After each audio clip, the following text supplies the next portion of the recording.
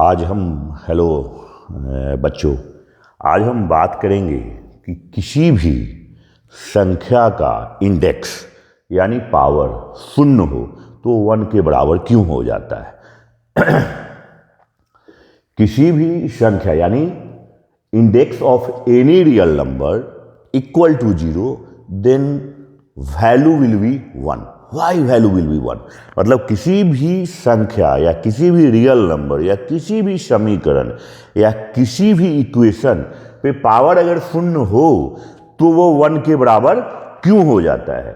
तो बेसिकली क्या है कि हम कैसे लिखते हैं, इस पर पहले बात कर लेते हैं कि जिसको हम इंडेक्स बोलते हैं, घात बोलते हैं हिंदी में, कि अगर x पे पावर -5 हो तो इसका मतलब क्या हो गया कि 1/x पे पावर 5 है। जब भी किसी भी रियल नंबर पे वेरिएबल हो या कांस्टेंट हो, चर हो या अचर हो, उस पे पावर अगर वो निगेटिव है, इंडेक्स या घात निगेटिव है, ऋणात्मक है, तो ये 1/y हो जाता है।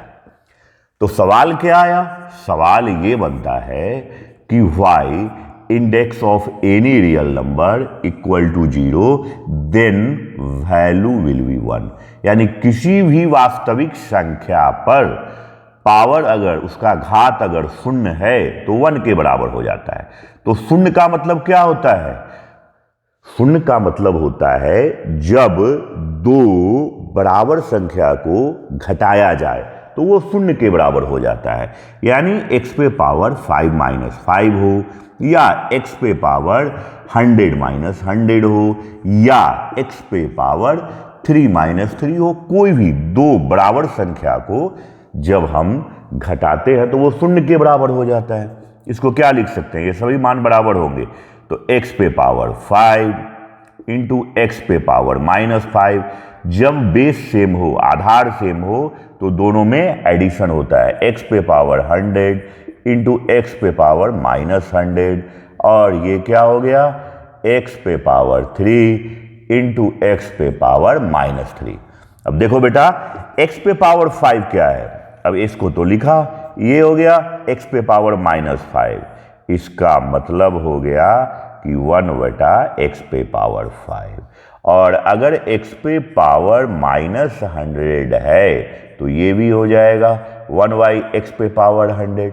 और अगर x पे पावर -3 है तो ये भी हो जाएगा 1/x पे पावर क्यू। ये सारे कैंसिल होके एक ही वैल्यू को जनरेट करेंगे। तो ये बहुत बेसिक है कि if index of any real number equal to 0 and then value will be 1।